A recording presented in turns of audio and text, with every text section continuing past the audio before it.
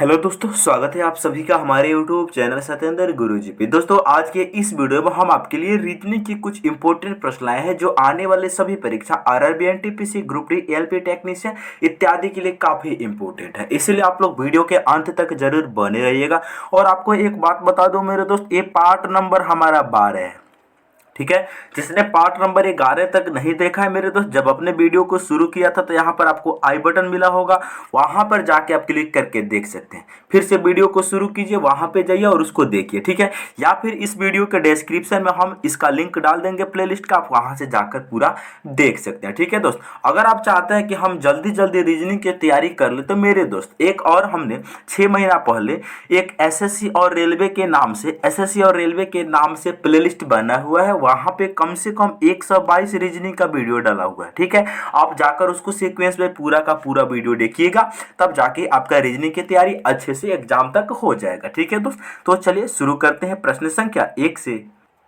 प्रश्न संख्या 1 आप लोगों के सामने दिया है, क्या कह रहा है ध्यान से सुनेंगे मेरे दोस्त। कह रहे यदि बीरबल को कोड भाषा में जैसे RIB LAB के रूप में लिखा जाता है तो उस कोड भाषा में DIE डीजल कैसे लिखा जाएगा। ग्रुप डी 2018 का क्वेश्चन मेरे दोस्त मेरे भाई। सबसे पहले यहाँ पर हम लोग ध्यान से देखेंगे कि इसको कोड किस प्रकार से किया। जैसे कि एग्जाम्पल के तौर पर लेते हैं यहाँ पर BIRBAL, समझ रहे हैं, समझ रहे कि नहीं। बी उसके बाद में क्या है, ए है, उसके बाद में क्या है, एल है। बीरबल को उसने कोड किया है RI, उसके बाद में बी लिखा है, यहाँ पर लिखा है LAB लिखा है, ठीक है। हम लोगों से पूछ रहे हैं डीजल, जैसे कि DIESEL, इनका कोड क्या करेगा मेरे भाई मेरे दोस्त। आप सभी को ध्यान से सुनेंगे, यहाँ देखेंगे क्या लॉजिक है। देखो जो आर यहाँ पर जो बी है, बी चला गया है यहाँ पर, आर चला गया यहाँ पर, और आई बीच में है तो बीच में रह दिया। यानी ये तीन पेयर का तीन गो पेयर बनाकर वहां पे क्रॉस पैटर्न उसने लगा दिया। यहाँ देखो बी चलाया यहाँ पर, एल चलाया यहाँ पर, ए चला आया है यहाँ पर, यानी तीन लेटर का ग्रुप बना के उसने क्या किया, क्रॉस पैटर्न लगा दिया। सेम लॉजिक यहाँ पर हम कर देंगे। ई आ जाएगा यहाँ पर, डी चला जाएगा यहाँ पर, आई रह जाएगा, ज्यों कहते हैं। देखो तो यहाँ पर क्या आ जाएगा, ई आएगा, उसके बाद में आई आएगा, उसके बाद में डी आएगा। बातें को समझ रहे हैं। यहाँ पर आ जाएगा एल, यहाँ पर चला जाएगा एस, और यहाँ पर आ जाएगा ई। कोई दिक्कत। LES, ई बताइए इसको किस ऑप्शन में रखा है भाई, EID ऑप्शन नंबर हमारा डी इस क्वेश्चन का सही जवाब होगा। देखिए ऑप्शन नंबर डी इस क्वेश्चन का सही जवाब है, EIDLES। हम उम्मीद करते हैं कि आप लोग इस क्वेश्चन को बेहतरीन तरीका से समझ गए होंगे, और आज के बाद पेपर में कभी भी ऐसा सवाल आएगा ना तो आप अच्छे से सॉल्व भी कर लेंगे, ठीक है दोस्त। आगे बढ़ा जाए, चलिए नेक्स्ट क्वेश्चन आप लोगों के सामने मोस्ट इंपोर्टेंट क्वेश्चन कर है। यदि 1 फरवरी 1996 को बुधवार था तो 3 मार्च 1996 को कौन सा दिन था। RRC कोलकाता ग्रुप डी 2013 में। मेरे दोस्त ध्यान से सुनेंगे क्या लॉजिक है, कैसे करते हैं सॉरी दोस्त, इस तरीके के प्रश्न को कैसे सॉल्व किया जाता है हम आपको बताते हैं। देखो यहाँ वर्ष 1996 है, यहाँ भी वर्ष 1996 है।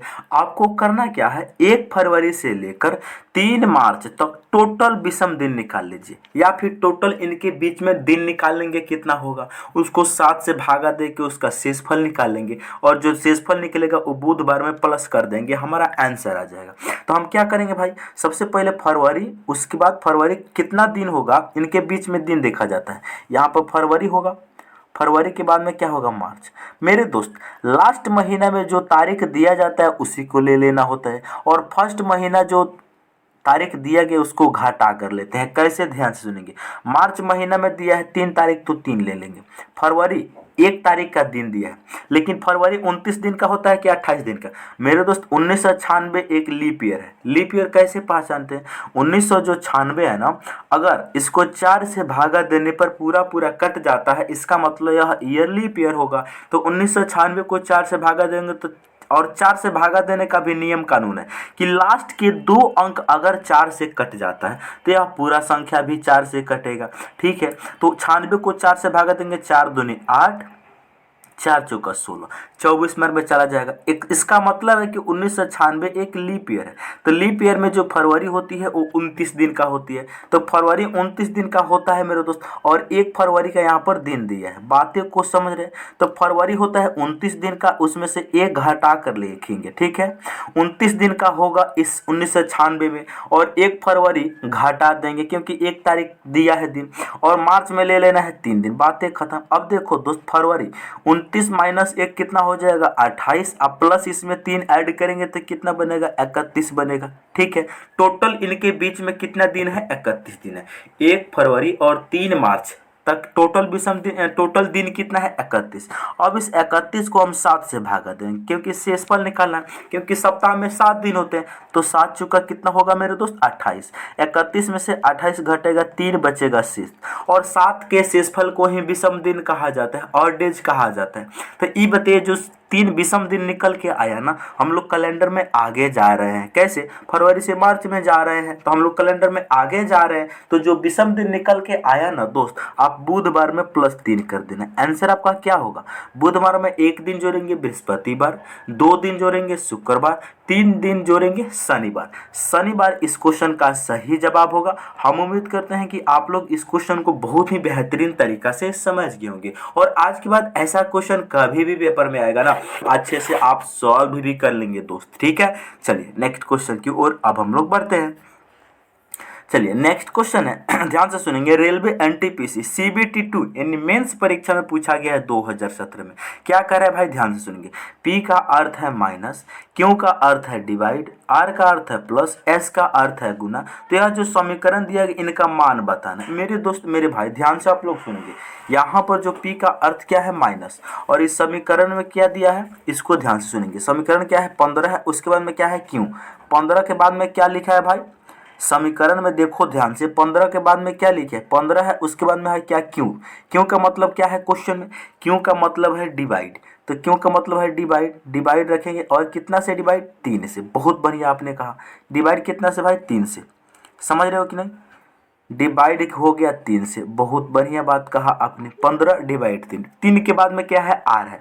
तो आर का अर्थ क्या है? प्लस है, तो प्लस लेंगे हम। कितना? 24। बहुत बढ़िया। 24 के बाद में क्या है? पी। पी का अर्थ क्वेश्चन में क्या है? -12। 12 के बाद में क्या है? एस। एस का अर्थ क्या है भाई? गुना। उसके बाद है 2। अब हम इनको बोडमास के तरीका से सॉल्व करेंगे। बोडमास क्या कहते हैं? सबसे पहले भाग सॉल्व करो, उसके बाद मल्टीप्लाई, तब प्लस, तब माइनस। तब 15 को 3 से भाग करेंगे 5 होगा, बीच में प्लस, 24 ज्यों का त्यों रहेगा। अच्छा, यहाँ देखेंगे 12 गुना 2 करेंगे कितना हो जाएगा? 24। समझ रहे? ये 24 से 24 कैंसिल हो जाएगा क्योंकि प्लस का है, ये माइनस का है। टोटल इसका आंसर कितना आया भाई? 5 आया। ये बताइए 5 कौन सा ऑप्शन में है? ऑप्शन नंबर बी में दिया है। हम उम्मीद करते हैं कि आज के बाद ऐसा क्वेश्चन कभी भी पेपर में आएगा तो आप अच्छे से सॉल्व कर लेंगे। मेरे दोस्त आप लोग कंसेप्ट भूल क्यों जाते हैं? हम आपको एक बात बता रहे हैं मेरे दोस्त, जब आपको पढ़कर भूलना ही था तो पढ़े ही क्यों थे? बताइए, जब आपको भूलना ही था तो पढ़े ही क्यों थे? मेरे दोस्त आजकल के कंपटीशन इतना टॉप हो चुका है ना कि आपको अगर पढ़ना है तो दिल से पढ़ना है, नहीं पढ़ना है तो मत पढ़ो, कोई दुख तकलीफ नहीं, ठीक है भाई। चलिए नेक्स्ट क्वेश्चन।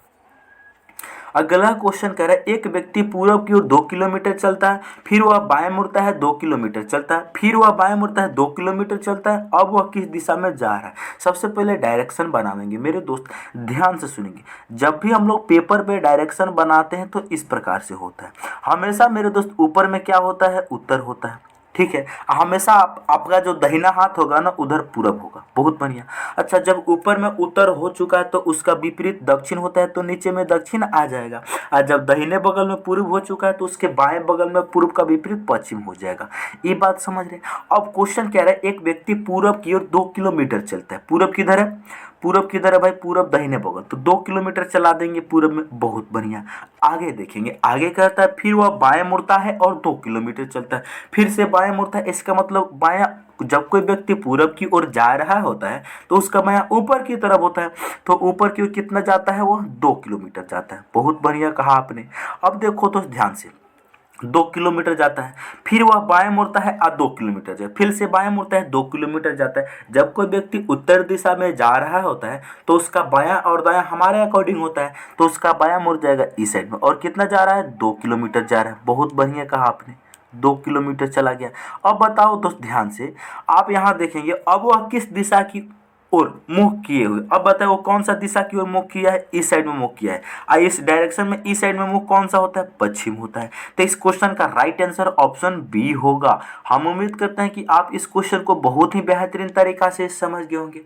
कितना आसान क्वेश्चन था, लेकिन आपके सामने रेलवे का क्वेश्चन है मेरे दोस्त, ठीक है। जिस भी भाई को अगर वीडियो समझ में आता है ना, अच्छे से क्वेश्चन समझ में आता है, तो मेरे दोस्त वीडियो को लाइक किया करो और अपने दोस्तों के पास शेयर करो, ठीक है दोस्त। आप देखकर ऐसे ना छोड़े, अपने दोस्तों के पास जरूर शेयर करें। चलिए नेक्स्ट क्वेश्चन। अगला क्वेश्चन कह रहे हैं निम्नलिखित आकृति की दर्पण छवि चुने, यानी दर्पण प्रतिबिंब बताना है। ग्रुप डी 2018 का क्वेश्चन है मेरे दोस्त। सबसे पहले देखेंगे जो नलका है ना, इनका दर्पण प्रतिबिंब बनाएंगे तो किस प्रकार से देखेगा मेरे भाई मेरे दोस्त। हम आपको दर्पण प्रतिबिंब या फिर वाटर इमेज यानी कि जल प्रतिबिंब में कुछ भी पूछ ले, आपसे वाटर इमेज या मिरर इमेज पूछे, हम आपको दोनों के लिए कंसेप्ट बताते हैं। जैसे मान लीजिए ये दर्पण है, ठीक है, तो आप कंसेप्ट को लिखेंगे तो ठीक है। ये जो चीज पेन को भी उठाएंगे, ऐसा क्वेश्चन आपको, ऐसा ट्रिक आपको कहीं नहीं मिलेगा मेरे दोस्त जी। लिखो, जो चीज दर्पण से जितना नजदीक होता है उसका प्रतिबिंब उतना ही नजदीक बनता है, और जो चीज दर्पण से जितना दूर होता है उसका प्रतिबिंब उतना ही दूर बनता है। इस ट्रिक के अकॉर्डिंग ऑप्शन एलिमिनेशन हो जाएगा, यानी ऑप्शन छट जाएगा। बात को समझ रहे, लिख लिए, जो चीज दर्पण से जितना नजदीक होता है उसका प्रतिबिंब उतना ही नजदीक बनता है, जो चीज दर्पण से जितना दूर होता है उसका प्रतिबिंब उतना ही दूर बनता है। ठीक है भाई, तो ध्यान से देखिए, हमने आपको एक कंसेप्ट लिखवा दिया, इसको प्रूफ करते हैं। देखो, अगर कहीं पर लिखा जाए, मान लीजिए यहाँ पे सर्किल है, मान लीजिए यहाँ पर ए लिखा गया है, मान लीजिए यहाँ पर सी लिखा गया है, इसका प्रतिबिंब बनाना है कि क्या होगा। तो हमने आपको क्या बताया, जो चीज दर्पण से जितना नजदीक होगा उसका प्रतिबिंब उतना ही नजदीक बनेगा। जैसे दर्पण से नजदीक में इस सर्किल है तो सर्किल बनेगा, दर्पण से थोड़ा सा दूर ए है तो ए बनेगा, दर्पण से और दूर सी है तो सी बनेगा। ठीक है, अब हिसाब से आप समझ गए कि दर्पण से जो चीज जितना नजदीक होता है वो चीज उतना ही नजदीक बनता है, जो चीज जितना दूर होता है वह चीज उतना दूर बनता है। ये बात समझ गए। तो इस ट्रिक के अकॉर्डिंग आप ऑप्शन एलिमिनेशन कर सकते हैं। दर्पण से नजदीक में ठोठी नीचे की तरफ है, जो नीचे की तरफ गिरा है ये दर्पण से नजदीक में होना चाहिए, तो यहाँ पर ई साइड में नहीं हो सकता, ऑप्शन नंबर बी गलत। यहाँ देखेंगे ई साइड में नहीं दिया है नल का, ई भी गलत हो गया। ई साइड जो दिया है ये तो लास्ट में है, ये सबसे बाहर बनना चाहिए, इसीलिए हमारा डी भी गलत। हमारा आंसर ऑप्शन ए होगा। लेकिन मेरे दोस्त हम ऑप्शन ए को नहीं टिक कर सकते, ऑप्शन ए को टिक करेंगे तो हमारा आंसर गलत हो जाएगा। पूछो क्यों?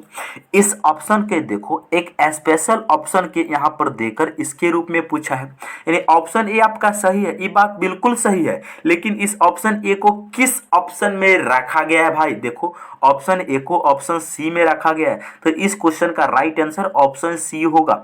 इस क्वेश्चन को लेने का मेरा मकसद ही यही था कि हम अच्छे से इसको समझा पाऊं। ठीक है भाई, ऑप्शन ए हमारा बिल्कुल सही है, लेकिन ऑप्शन ए को उसने रखा किस ऑप्शन में है? तो ऑप्शन सी में रखा है। कोई दिक्कत, कोई परेशानी? कोई परेशानी नहीं मेरे दोस्त। आप इस क्वेश्चन को ध्यान से सुने देखेंगे ना, तो आपको यहाँ पर एक कंफ्यूजन नजर आएगा, इसीलिए हमने इस क्वेश्चन को लिया है। समझ गए कैसे करना है? चलिए नेक्स्ट प्रश्न की ओर बढ़ा जाए। चलिए अगला क्वेश्चन कह रहा है, ध्यान से सुनेंगे, ब्लड रिलेशन का क्वेश्चन है, वो भी 2016 का।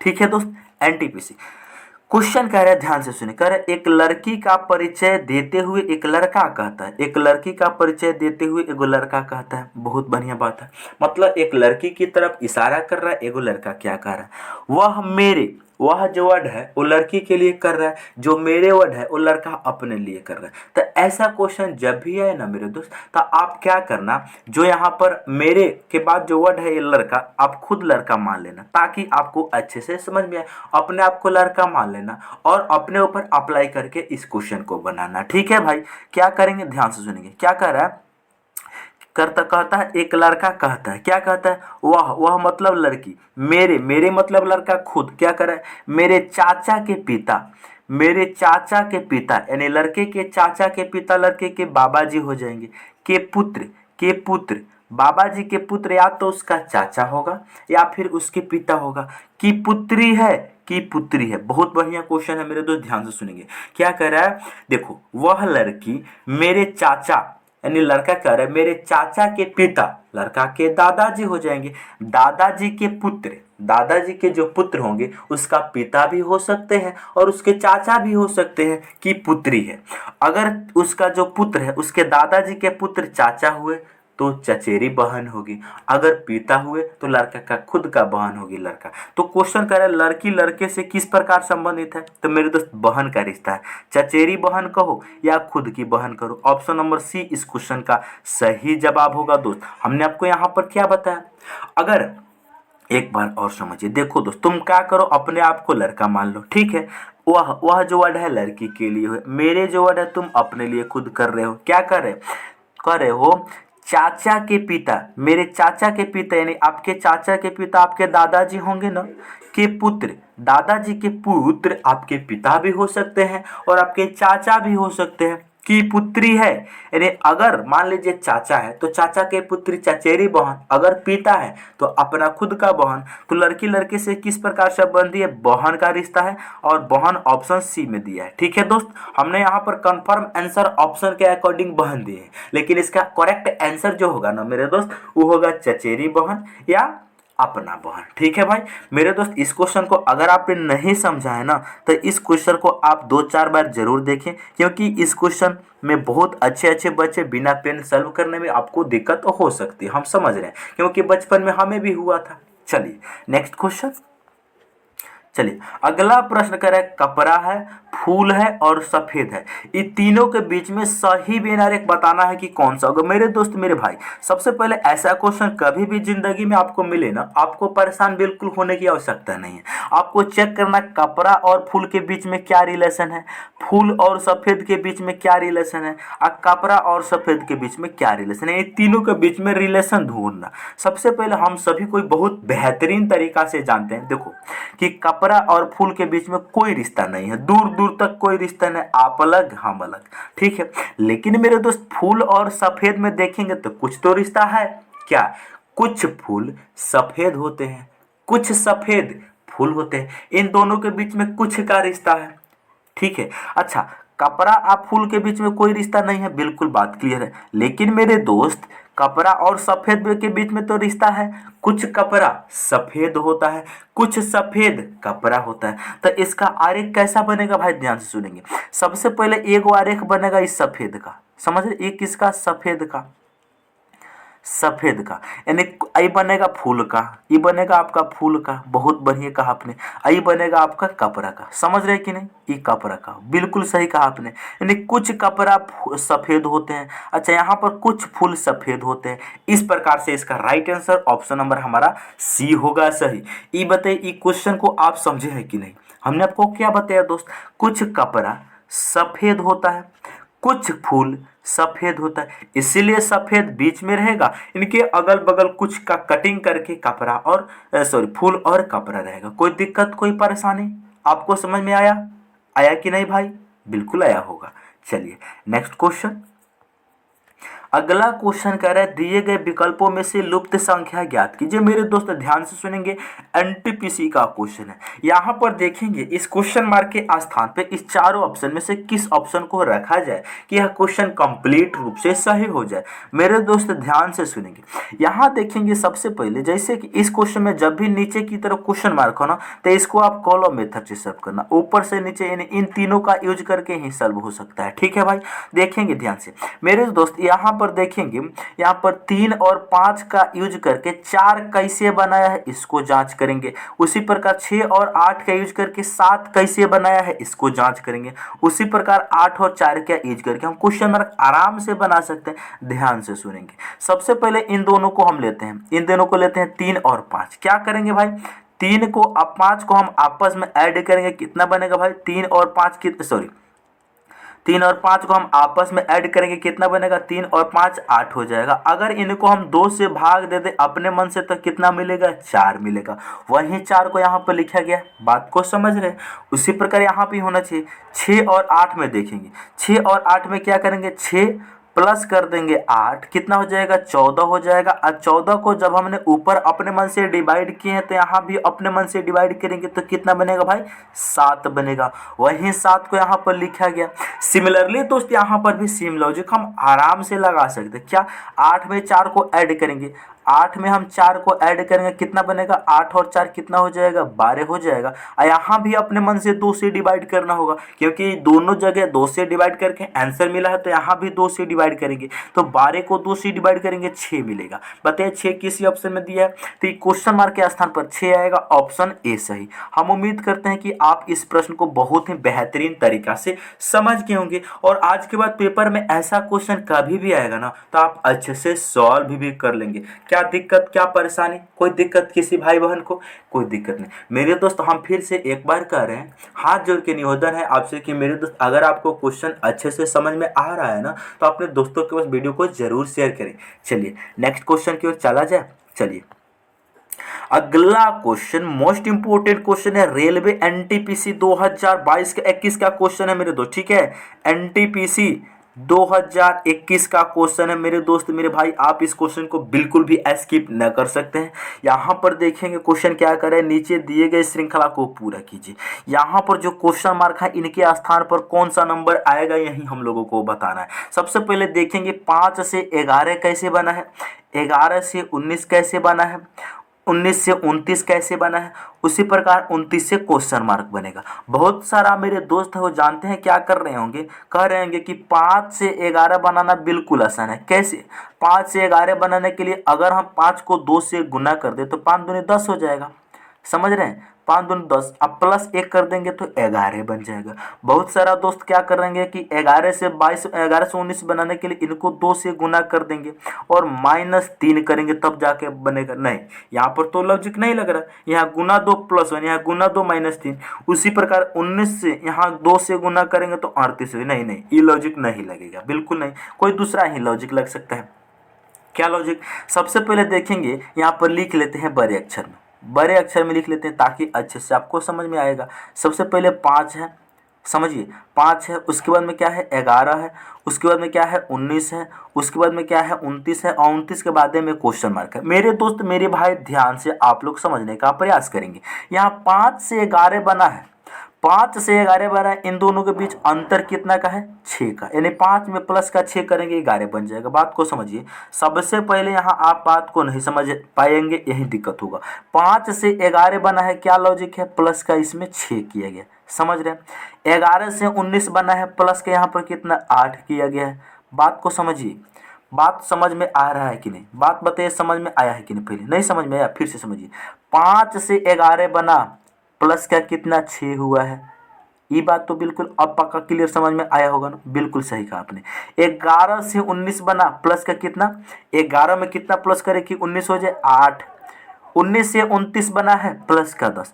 ये बताइए यहाँ तक आपको लॉजिक समझ में आया कि नहीं, ये बताइए दोस्त, आपको लॉजिक समझ में आया कि नहीं, बिल्कुल आया। यहाँ +6, यहाँ +8, यहाँ +10, तो अगली बार कितना प्लस होना चाहिए, 29 में प्लस कितना होना चाहिए भाई, यहाँ +6 +8 +2, यानी 6 2 8, 8 2 10, 10 और 2 कितना 12, यानी प्लस का यहाँ पर 12 होना चाहिए। 29 में 12 को जोड़ेंगे कितना बनेगा, 9 और 2 11 के, एक हासिल कितना 1, 2 और 1 3 और एक हासिल कितना 4। तो ये क्वेश्चन मार्क के स्थान पर 41 आएगा, ऑप्शन नंबर सी इसका सही जवाब होगा। हम उम्मीद करते हैं कि आप इस क्वेश्चन को बेहतरीन तरीका से समझ गए होंगे। नहीं समझे, नहीं समझे, कोई दिक्कत नहीं मेरे दोस्त, एक बार और समझिए। हमने आपको क्या बताया, 5 से 11 बना प्लस का 6, 11 से 19 बना प्लस का 8, 19 से 29 बना प्लस का 10। यहाँ जब प्लस का 6 हो गया, प्लस का 8 हो गया, प्लस का 10, तो अगली बार प्लस का 12 ही होगा। जब हम 29 में 12 को जोड़ेंगे 41 बनेगा।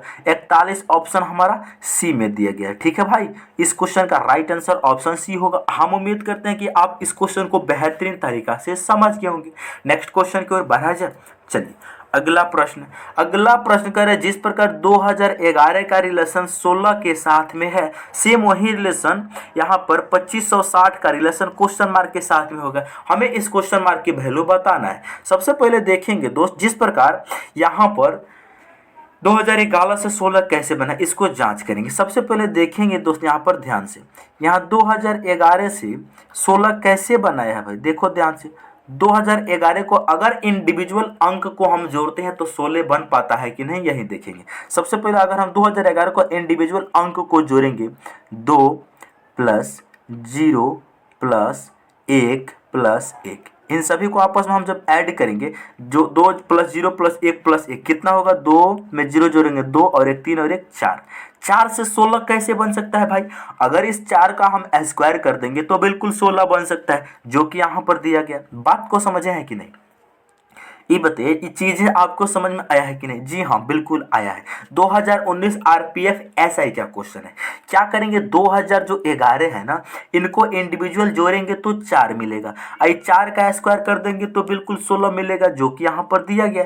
सिमिलरली मेरे दोस्त यहाँ पर भी सेम लॉजिक हम लगा देंगे। क्या, ध्यान से सुनेंगे, क्या करेंगे भाई, यहाँ पर इंडिविजुअल ऐड करेंगे। 2 में 5 को जोड़ेंगे 7 होगा, 7 में हम 6 को जोड़ेंगे 13 होगा, 13 में 0 को जोड़ेंगे कितना बनेगा, 13 ही बनेगा। ये 13 बना इंडिविजुअल अंक को जोड़ने पर, इनका हम स्क्वायर कर देंगे तो आंसर आ जाएगा। 13 का स्क्वायर होता है 169।